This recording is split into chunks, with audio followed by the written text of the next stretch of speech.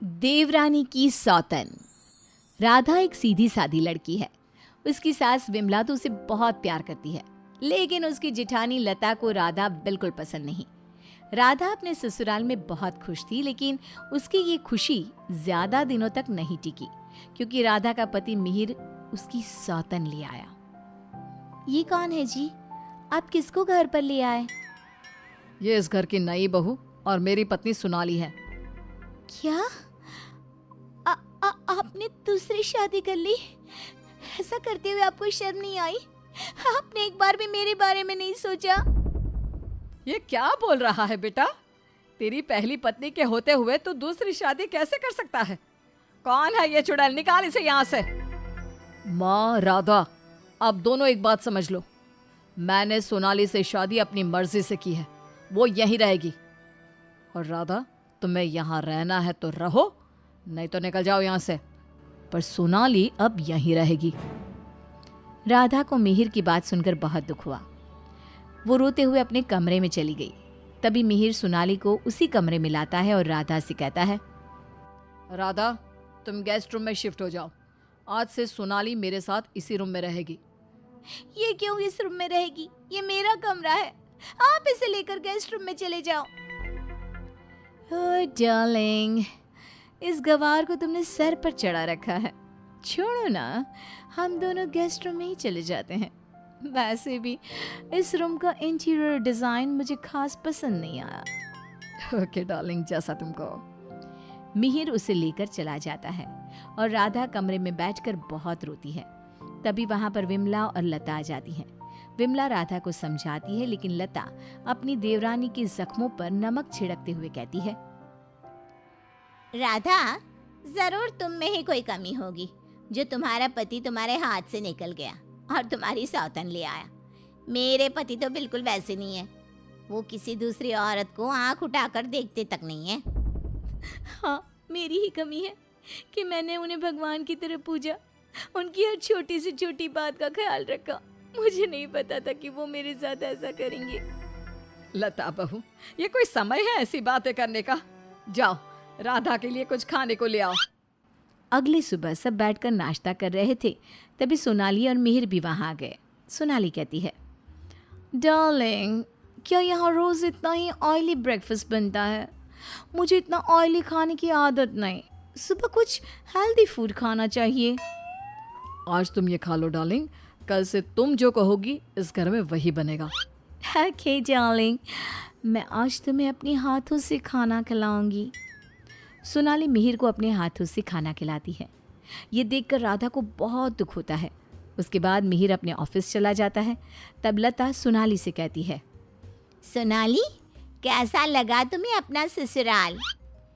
अच्छा है, लेकिन यहाँ कोई भी मुझे पसंद नहीं करता। पसंद तो मुझे भी कोई नहीं करता। सब उस राधा के आगे पीछे ही घूमते हैं। चलो छोड़ो इन बातों को, आओ मैं तुम्हें घर दिखाती हूँ। लता सोनाली से बहुत बातें करती है। जब मिहिर घर पर नहीं होता तो दोनों आपस में घंटों बातें करती। लता और सोनाली की नज़दीकियाँ देखकर विमला सोचती है, ये लता बहू हमेशा सोनाली से गुड़ पर चींटी की तरह क्यों चिपकी रहती है? राधा से तो कभी इसने ढंग से बात भी नहीं की। राधा भी तो इसकी देवरानी है और ये देवरानी से बोलती तक नहीं, लेकिन देवरानी की सौतन से चिपकी रहती है। विमला ये सब सोच ही रही होती है कि तभी वहां राधा आकर पूछती है, माँ जी, आज रात के खाने में क्या बनाऊं? अरे राधा, मुझसे क्या पूछ रही है? अपने पति से पूछ। मिहिर जी। राधा कुछ बोल पाती इससे पहले ही मिहिर बोल पड़ता है, माँ, मैं और सोनाली आज शाम मूवी देखने जाएंगे और डिनर भी बाहर करेंगे, तो आप हमारे लिए कुछ मत बनाना। ये बोलकर मिहिर वहां से चला जाता है। राधा रोते हुए अपनी सास से कहती है, देखा माँ जी आपने, आप ये मुझसे बात करना भी पसंद नहीं करते। ये मेरे साथ ऐसा बर्ताव करते हैं जैसे मैं इस घर में रहती ही नहीं हूँ। अरे ना ना बेटा, रो मत तू। उस सोनाली का जादू इसके सर से उतरेगा ना तो ये फिर से तुम्हारे पास ही आएगा। शाम को मिहिर सोनाली को आवाज देता है, सोनाली, सोनाली जल्दी बाहर आओ। इतनी देर करोगी तो मूवी शुरू भी हो जाएगी। ओहो डार्लिंग, तुम तो तैयार भी नहीं होने देते। देखो, कैसी लग रही हूँ मैं?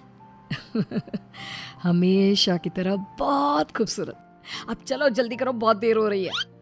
मिहिर सोनाली के साथ चला जाता है। ये सब देखकर राधा बहुत रोती है। इसी तरह एक दिन सभी बैठकर खाना खा रहे होते हैं कि तभी मिहिर सोनाली से कहता है, सोनाली, कल मैं ऑफिस नहीं जाऊंगा, कल हम शॉपिंग पर जाएंगे। ठीक है डार्लिंग। बेटा, राधा को भी शॉपिंग पर ले जा, उसके सारे कपड़े पुराने हो गए हैं और वो दिन भर घर के कामों में लगी रहती है, कहीं बाहर ही नहीं जाती। बाहर जाएगी तो उसका मन भी बहल जाएगा। क्या कह रही हो माँ? मैं राधा को लेकर बाहर जाऊंगा? कभी नहीं। सॉरी माँ, लेकिन मेरे पास टाइम नहीं है। मैं आपको रुपया दे दूंगा, आप चली जाना उसे लेकर। बेटा, तू तो राधा को बिल्कुल भूल गया है, मगर ये याद रख, वो आज भी तेरी पत्नी है और इसी घर में रहती है। हाँ, तो वो क्यों रह रही है इस घर में? चली क्यों नहीं जाती? राधा, अगर तुम चाहो तो मैं तुम्हें तलाक दे सकता हूँ। तुम ठीक से सोच लो और अपना फैसला मुझे बता देना। बदले में जो चाहो वो मैं तुम्हें दे सकता हूँ। मिहिर की बात सुनकर राधा के ऊपर मानो बिजली सी गिर गई। इसी तरह कुछ दिन बीत गए। राधा अब बहुत दुखी और चुप चुप रहने लगी। एक रात विमला किचन की तरफ पानी लेने जा रही थी, लेकिन किचन में से बातों की आवाज सुनकर वो बाहर ही रुक गई और सोचने लगी, अरे, ये इतनी रात को कौन बातें कर रहा है? ये तो लता और सोनाली की आवाज लग रही है। ये दोनों इतनी रात को क्या बात कर रही है? ध्यान से सुनती हूँ तब पता चलेगा। वो दोनों की बात ध्यान से सुनती है। सोनाली लता से कह रही थी, देख मेम साहब, तेरे देवर को मैंने तेरे कहने से पटाया था, मैंने तेरा काम कर दिया। अब तू मुझे बाकी के रुपए दे दे, नहीं तो तेरे घर वालों को तेरी सारी सच्चाई बता दूंगी। अरे तू ज्यादा चालाक मत बन, मैं तुझे पहले भी कई सारे रुपए दे चुकी हूँ, अब और रुपया नहीं दे सकती। तू जैसी लड़की को इतना अच्छा घर दे दिया, इतना अच्छा पति दे दिया, और क्या चाहिए तुझे? विमला दोनों की बात सुनकर समझ जाती है कि दाल में कुछ काला है। वो सोनाली की जन्म कुंडली निकालने में लग जाती है। तब उसे सोनाली की सच्चाई पता चलती है। एक दिन विमला सारे घर वालों को बुलाती है और कहती है, मेहर, तुमने सोनाली से शादी कर ली है, ये बात हमारे रिश्तेदारों को भी तो पता चलनी चाहिए ना। मैं तुम दोनों की शादी की खुशी में एक छोटा सा प्रोग्राम करना चाहती हूँ, जिसमें मैं सारे रिश्तेदारों को बुलाऊंगी। सोनाली, तुम भी अपने रिश्तेदारों का नाम और पता बता दो, मैं खुद उन्हें निमंत्रण भेजूंगी। ये सुनकर सोनाली घबरा जाती है। तभी मिहिर कहता है, माँ, सोनाली का कोई रिश्तेदार यहाँ नहीं रहता, वो सब अमेरिका में रहता है। सोनाली खुद अमेरिका से आई है, इसलिए आप बस हमारे रिश्तेदारों को ही इनवाइट कर दीजिए। मेहर, तुम बहुत भोले हो, तभी तो इस 420 सोनाली ने तुम्हें आसानी से बेवकूफ बना दिया। यह कोई अमेरिका से नहीं आई, ये जेल से आई है, और इसके घर वाले भी एक नंबर के चोर हैं। ये और इसके घर वाले लोगों को बेवकूफ बनाकर घर लूट कर ले जाते हैं, और इसको तुम्हारी जिंदगी में लाने वाली है लता। लता, अब तुम बताओ, क्यों किया तुमने ऐसा? हाँ, मैंने ही सोनाली को रुपया दिए थी कि वो मिहिर को अपने प्यार के जाल में फंसा ले और मेरी देवरानी की सौतन बनकर इस घर में आ जाए। लेकिन भाभी, आपने ऐसा क्यों किया? क्योंकि मैं जलती थी तुमसे। घर के सभी लोग और माँ तुमसे प्यार करते थे, मैं तुमसे बदला लेना चाहती थी, इसलिए मैंने ऐसा किया। भाभी, आपको शर्म आनी चाहिए। आपने मेरा घर बर्बाद किया, मैं आपको कभी माफ नहीं करूंगी। सारी सच्चाई जानने के बाद मिहिर सोनाली को घर से निकाल देता है और राधा से माफी मांगता है। राधा, मुझे माफ कर दो, मैंने तुम्हारे साथ ठीक नहीं किया।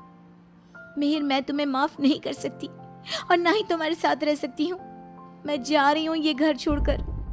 लेकिन राधा, इसमें मेरी क्या गलती? ये सब तो भाभी ने किया है ना, मैं तो बेकसूर हूँ। अगर सोनाली सच में अच्छी लड़की होती तो क्या तुम उसे छोड़ते? कभी नहीं।